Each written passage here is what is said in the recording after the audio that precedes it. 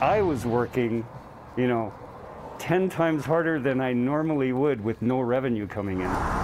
Urban Thrift had just moved and redesigned their business model in late 2019, moving from a thrift store to consignment, where people get back part of the price of their donated items. And then COVID hit us in March, and it made us rethink the business again.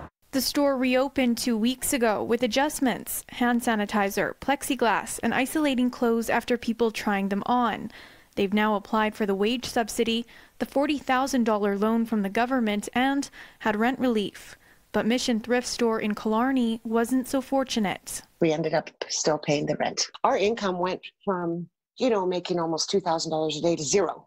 And that didn't, that wasn't something you have warning for. It was gone. I'm here at Mission Thrift Store, and it's a bit different than Urban Thrift.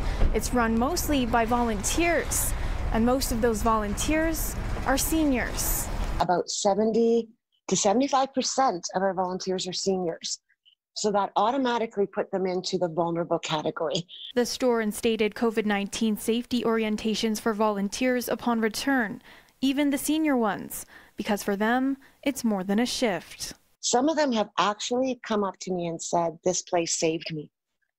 And I was like, wow. And you start to hear their stories, and you start to hear some of the tragedies they've had, or the loneliness, or isolation, never mind COVID. They felt isolated before. Other changes here include not being able to try on clothes, but their new flexible return policy makes up for that. Thrift and consignment stores rely solely on donated items and low prices, but Stante says there's a silver lining in all the setbacks.